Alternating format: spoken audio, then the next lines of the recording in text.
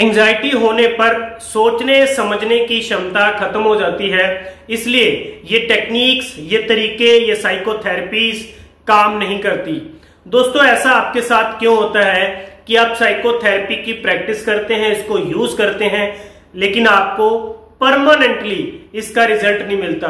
तो आज इस वीडियो में मैं डिटेल में बात करूंगा और आप समझने की कोशिश करना कि आप क्या गलती करते हैं कि साइकोथेरेपी को यूज तो कर रहे हैं लेकिन आपको रिजल्ट नहीं मिल रहा। तो जी हां दोस्तों, मैं Dilbag Singh, mental health counsellor, और आज की इस वीडियो में आपका तहे दिल से हार्दिक स्वागत है, वेलकम है।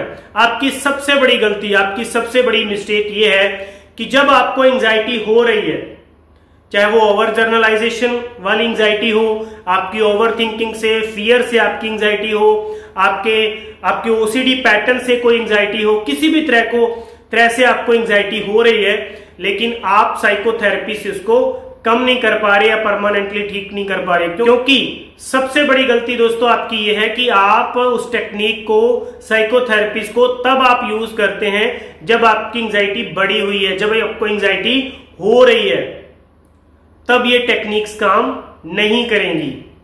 जब एंजाइटी नहीं हो रही, आप एक रिलैक्सेशन मोड पर हैं, तब आपने इन टेक्निक्स को, इन साइकोथेरेपीज को यूज करना है, जैसे कि सीबीटी, ईआरपी, आरबीटी की टेक्निक्स, ड्रिल थेरेपी, हिप्नोसिस की टेक्निक, ईएफटी की टेक्निक जो मैंने आप लोगों के साथ शेयर करी है, तब यूज करनी है जब आप एक रिलैक्सेशन मोड पर है, जब आपको एंजाइटी नहीं हो रही।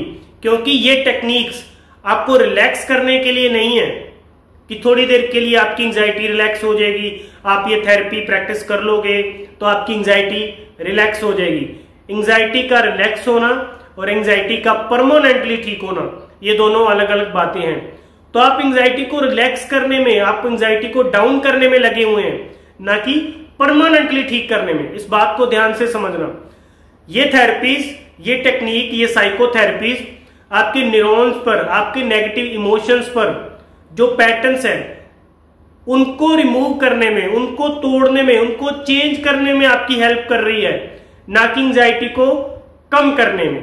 अगर आपने एंजाइटी को कम करना है तो अपना ध्यान बटा लीजिए, हटा लीजिए, रनिंग कर लीजिए, जॉगिंग कर लीजिए, कोई भी एक्सरसाइज, कुछ भी आप कर लीजिए, म्यूजिक सुन लीजिए, किसी और से बात कर लीजिए, कुछ भी आप कर लीजिए, या लेट जाइए, सो जाइए, तब आपको कुछ भी नहीं करना होता है, साइकोथेरेपी को यूज नहीं करना होता है। इसलिए आपको रिजल्ट नहीं मिल पाता, क्योंकि आप उन पैटर्न्स को, वो जो बने हुए ब्लॉकेजेस हैं माइंड के, आप उनके ऊपर काम नहीं कर रहे हैं, आप एंजाइटी को कम करने में लगे हुए।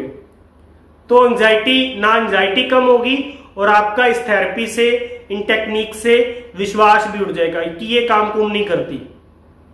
और फिर आप किसी भी साइकोलॉजिस्ट से मिलेंगे तो आप उनको पहले ही कह देंगे, हाँ मैंने तो ये किया, इससे कोई फायदा नहीं। आप अपना ट्रीटमेंट भी नहीं ले पाएंगे इस नेगेटिव बिलीफ के कारण। तो इसलिए दोस्तों, आप कुछ भी जजमेंट ना किया करें किसी भी थेरेपी को। आप एक्सपर्ट्स के साथ मिलकर के, साइकोलॉजिस्ट के साथ मिलकर के, वो जब आप थेरेपी प्रैक्टिस करेंगे तब आपको पता चलेगा कि मैंने इस थेरेपी को कैसे, कब, क्यों यूज करना है, ये कैसे मुझे हेल्प करेगी। आप करने से पहले आप उसको समझो, जानो, फिर आप प्रैक्टिस करो, रिजल्ट मिलेगा। तो दोस्तों, अगर आप भी ऐसे psychological disorder, anxiety, phobia, fear में हैं और आप इसको परमानेंटली ठीक करना चाहते हैं, नॉट ए रिलैक्सेशन मोड पर कि बस कम हो जाए, अगर आप परमानेंटली ठीक करना चाहते हैं तो मेरे दिए गए नंबर के ऊपर कॉल करके आप मुझे पर्सनली मिल भी सकते हैं, बात कर सकते हैं। All the best.